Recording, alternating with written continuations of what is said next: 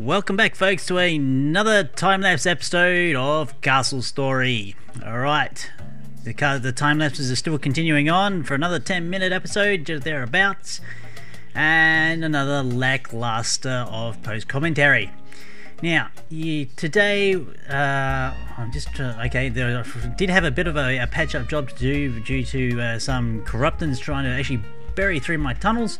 I do have, oh, here we go, another wave's happening. Yeah, the waves are starting to get an increase in size. I'm finding a few weak points within my structure. As you see, that Brickton right there, he's trying to tunnel his way through. I can't quite see him, so I had a little bit of trouble with him.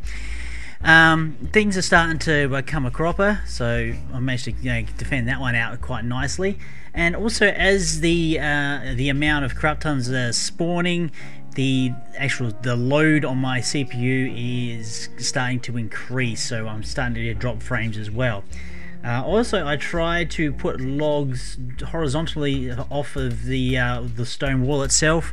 I've discovered that doesn't work. So if you're playing Castle Story, yeah, that sort of the thing where you're trying to put horizontal logs off of a stone wall, that doesn't work. Logs for logs, wood and stone for stone. If you're going horizontally off of, you can put stone bricks quite happily on top of a log wall, as you'll probably see later on in this episode.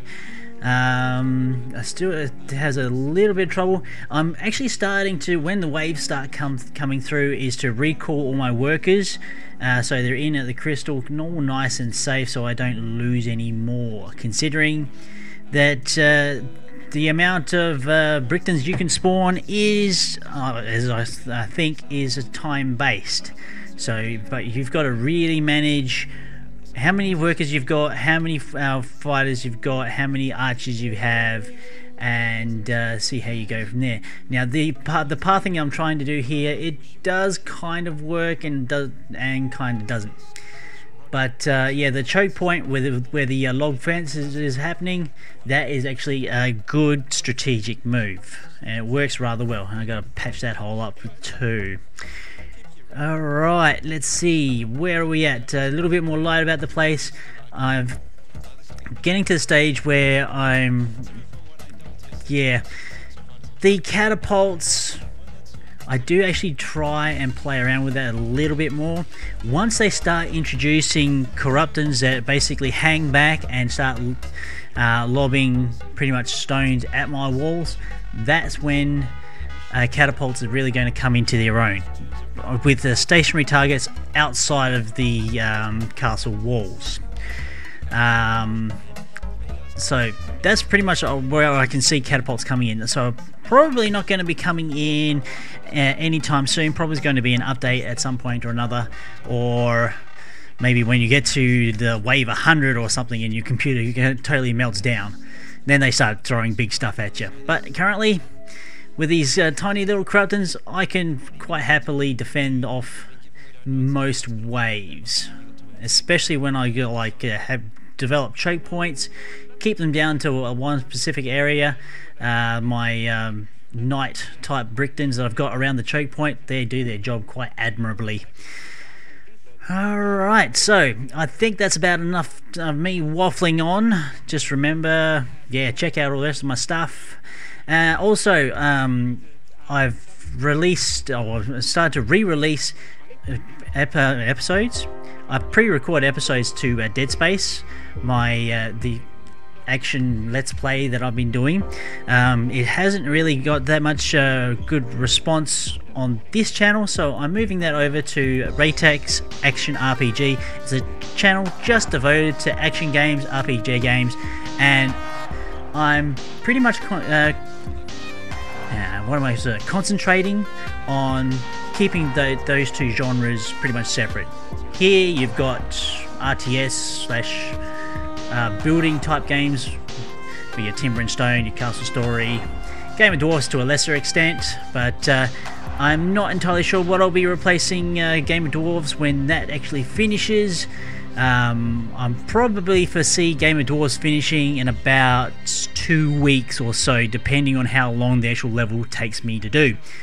But there's still a good amount of time to go in that very last level, and I think, going from memory, the Game of Dwarves playlist is currently at 100 videos. 100 videos of gameplay for that particular game. Now, if you've been following me for long enough, you might have noticed that I'd like to basically what am I trying to say? I don't like to leave big gaps between episodes. I want a continuous flow of everything that I play in the game. That may change in the future a little bit, but it's not something I like to do. Pretty much as I play the game, that's what you get. Okay, so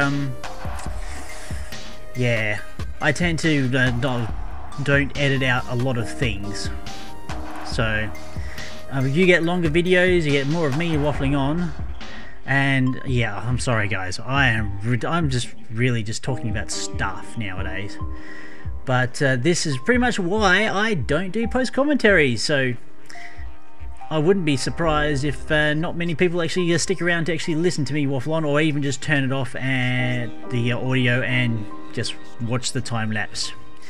Yeah, again, definitely having a little problem with this area here with Brickton's, well not Brickton's, Crupton's mining through, and they actually managed to mine through underneath those bricks, and I had a little bit of problem with that, but I managed to get around it nonetheless. Okay, so hopefully after this episode is going to be Castle Story as usual, not time-lapsed. I can basically react properly to the situations going on, and we'll all enjoy ourselves as we always have. Okay folks, well I've been Raytag, you guys continue to watch the time-lapse, and I'll see you all later.